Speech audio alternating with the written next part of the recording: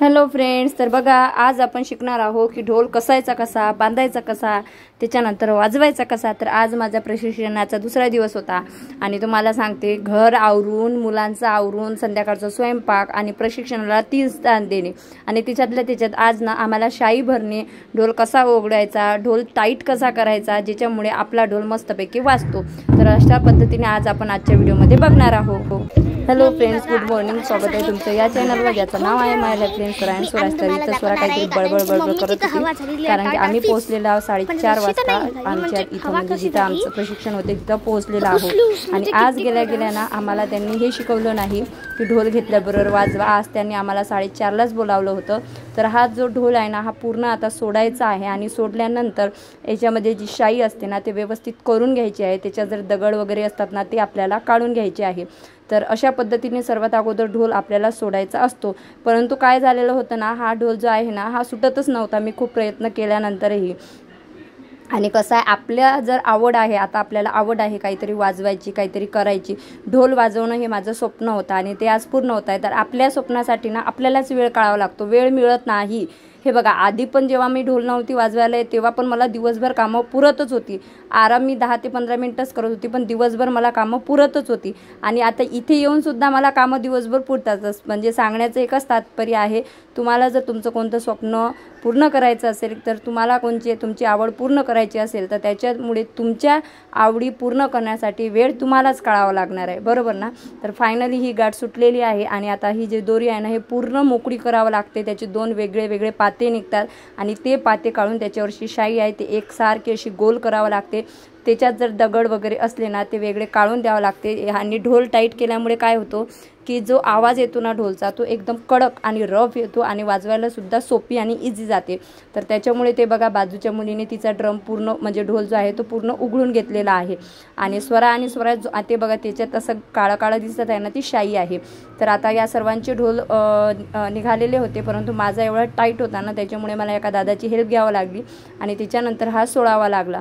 आणि स्वरा आणि स्वराज दोघं सुद्धा माझ्या मागं पळत येतात आणि स्वराज बघा असा येऊन उभा राहतो, त्याच्यामुळे भरपूर अशा प्रॉब्लेम्स होतात। तर बाजूच्या मुलीचं तुम्ही बघू शकता, ढोल वगैरे काढणं झालेलं आहे, शाईसुद्धा लावून झालेली आहे।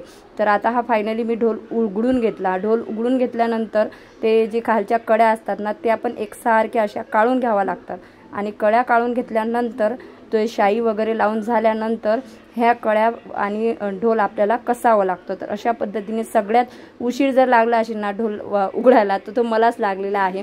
नंतर स्वराजने आणि स्वराने सुद्धा चिमुकल्या हाताने थोडीशी मला मदत केलेली आहे। आणि हे वाजवणं काही एवढं सोपी नाही। मी विचारत करत होती की एवढं मोठं ढोल ह्या मुली कशा काय वाजवत असतील। तर त्यालाही असतात, सपोज आता एखाद्याचं हे दुखलं, कंबर पाठ दुखली, तर ते थोडंसं रेस्ट करायला देतात आपल्याला, तोपर्यंत दुसरा जो आहे ना तो हात चालवतो किंवा ढोल वाजवतो।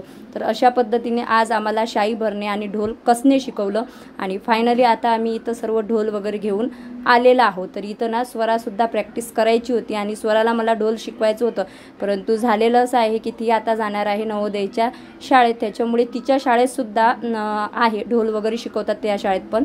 तर आता हे बघा, अशा पद्धतीने आपल्याला ढोल बांधायचा असतो। जी दोरी आहे ना ती एका साईडने घ्यावं लागते आणि आपल्याला जेवढा म्हणजे फिट पाहिजे ना आपला ढोल हा आपल्यालाच बांधावा लागतो, कारण की त्याच्याशिवाय समजत नाही। आपल्याला फिट सेल आपल्या हातानेच करून घ्यावं लागतं। हे बघा, अशा पद्धतीने 3 आळ्या मारावं लागतात, एकाखाली एक किंवा एकावर एक, आणि अशा पद्धतीने ढोल हा टाईट आपल्याला बांधून घ्यावा लागतो। तर फायनली आता आपला जो ढोल आहे तो बांधून झालेला आहे, बघू शकता अशा पद्धतीने मी बांधलेला आहे आणि बाकीच्या 2 मुलींनी पण बांधलेला आहे। आणि आता आपण वाजवायला सुरुवात करणार आहोत। आणि एवढंच नाही, एवढं करून सुद्धा आता संध्याकाळी घरी जाऊन संध्याकाळचा स्वयंपाक, स्वराजची कटिंग पण करायची आहे, कारण आता एक तर माझा भाऊ पण इथं नाही आहे, गणेशजी शॉपवर जातात। त्याच्यामुळे कसा प्रत्येक महिलेला आपल्यासाठी वेळ हा स्वतःहूनच काढावा लागतो। आपण ना दुसऱ्याचे स्वप्न पूर्ण करतो, दुसऱ्याचे म्हणजे मुलांचं स्वप्न पूर्ण करतो, नवऱ्याचं स्वप्न पूर्ण करतो, पण आपल्या स्वप्नाकडे किंवा याच्याकडे आपण दुर्लक्ष करतो। परंतु हौस आहे ना आपल्याला काहीतरी शिकायची, करायची, तर ते स्वप्न आपल्यालाच पूर्ण करावं लागणार आहे, नाहीतर आपल्या जागी दुसरं कोणीतरी येऊन ते स्वप्न पूर्ण करून घेणार आहे. तर फायनली आता आमचे जे काल आम्हाला जे हात शिकवलेले होते तर त्याची सुरुवात झालेली आहे, म्हणजे की ढोल वाजवायची सुरुवात झालेली आहे. आणि काय सांगू राव, वाजवताना तर खूप मजा येते, पण घरी आल्यानंतर हात असे हे होऊन जातात ना की सांगू शकत नाही. एकदम असा घाम वगैरे असा भरपूर येतो, त्याच्यात तहान लागते 10 वेळा. आणि मग मी थकली होती तर थोड्या वेळ मी काय केला होता, रेस्ट केली होती. आणि इथं स्वराज रडत होता. मग स्वराज पैसे घेऊन गेली होती आणि पैसे स्वराकडे दिला आणि स्वराला सांगितलं की जा याला चॉकलेट वगैरे घेऊन ये. तर स्वरा गेलेली आहे चॉकलेट आणायला. नंतर स्वरा चॉकलेट घेऊन आल्यानंतर थोडा शूट घेत असते.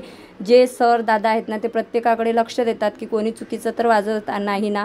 त्यांचं म्हणणं आहे येत असेल तरच वाजवा आणि येत नसेल तर चुकीचं वाजवू नका, कारण एका व्यक्तीने जर चुकीचं वाजवलं ना तर बाकीच्या लोकांचा सुद्धा ताल बैकून जातो. तर त्याच्यामुळे ते असं सांगत. आणि आज ना म्हणजे भरपूर वेळ त्यांनी प्रॅक्टिस घेतली, साधारणतः 4 वाजतापासून तर 8 वाजेपर्यंत त्यांनी प्रॅक्टिस घेतली.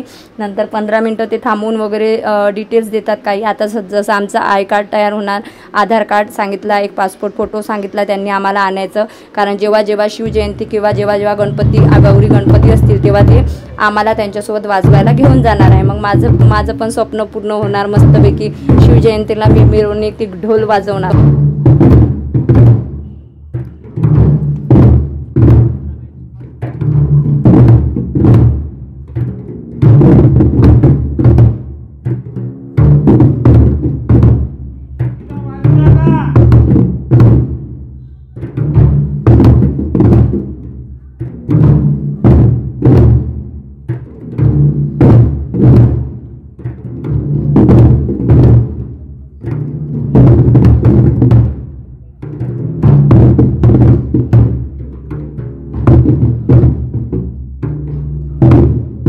तर अशा पद्धतीने आज आम्ही ढोल वाजवण्याचा सराव केला. तुम्हाला सुद्धा इच्छा आहे का असा ढोल वाजवण्याचा?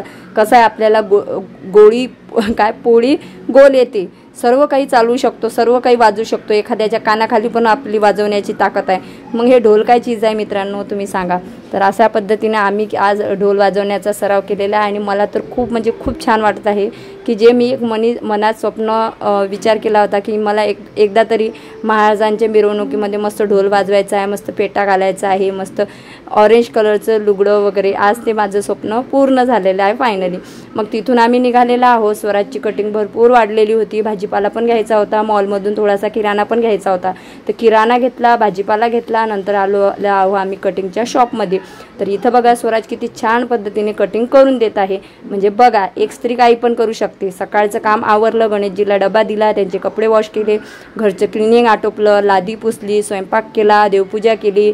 नंतर दुपारी संध्याकाळी येताना पण स्वराजला दूध दिलं, आम्ही चहा घेतला आणि संध्याकाळची झाडझूड वगैरे करून घेतली. नंतर आम्ही दिवे पण लावून गेली होती मी 4:30 वाजताच. म्हटलं आपण 4:30 वाजता तिथं राहणार, तर दिवा वगैरे पण लावून गेली होती मी. मग आता इथं 9 वाजले होते आणि स्वराजची कटिंग वगैरे आम्ही करून घेतलेली आहे आणि तो बघा कसा करतोय. तर आता ढोल वगैरे वाजून आलो आम्ही आणि आम्ही बसलेलो इथं स्वराजची कटिंग करायला. ते बघा स्वराजची कटिंग आज चालू आहे. आणि घरी यायला मला बरोबर 9 वाजले होते. तर घरी आल्याबरोबर, कारण गणेशजीला होता गुरुवार, तर त्याच्यामुळे घरी आल्याबरोबर सगळ्यात अगोदर शेवभाजी केली आणि डाळ भात होता आणि त्याच्यानंतर पोळ्या वगैरे केल्या. आणि सगळ्यात अगोदर गणेशजी घरी आले होते तर त्यांना जेवण वगैरे देऊन दिलं, कारण सकाळपासून त्यांना उपवास होता. ते मला बोलत होते की तू पण जेवण करून घे. म्हटलं नाही, तुम्हाला उपवास आहे, तुम्ही जेवण करा आधी. त्यांनी आणि स्वराने जेवण करून घेतलं, स्वराजने पण जेवण केलं आणि सर्व किचन वगैरे मी आवरून घेतलेली आहे, तुम्ही बघू शकता. आणि किचन आवरल्यानंतर मी पण जेवण वगैरे केलेलं आहे. आणि जेवण केल्यानंतर आज होता गुरुवार, तर गुरुवारी आपल्या स्वामींच्या फोटोंना असते हा सकाळी मी काढून टाकत असते. आणि कधी कधी ना स्वराज देव ठिकाणावरच राहू देत नाही, हा बोलायला तर कंटाळली मी. आणि उन्हाळ्याचे दिवस आहे, आता तिकूनही मी थकून आलेली आहे. ढोल आणि एवढं सगळे घरचे कामं, मुलांना बघणे आणि त्याच्यानंतर आता गणेशजी पण शॉपवर दिवसभर उन्हात राहतात, त्याच्यामुळे ते पण खूप थकून जातात. तर आता आमचं डेली रुटीन खूप चेंज झालेलं आहे. लवकर सकाळी उठतो आम्ही आणि रात्री पण जेवण वगैरे झालं की लगेच आम्ही झोपून पण जातो. तर इकडे बहीण भावाची झोपताना सुरू आहे मस्ती, म्हणजे मोबाईलसाठी, टी व्हीसाठी. तर 10-15 मिनटं अगोदरच टी व्ही मोबाईल आम्हाला बंद करून द्यावा लागतो. तर चलो bye bye, good night, Shri Swami Samarth. भेटूया लवकर उद्याच्या ब्लॉगमध्ये.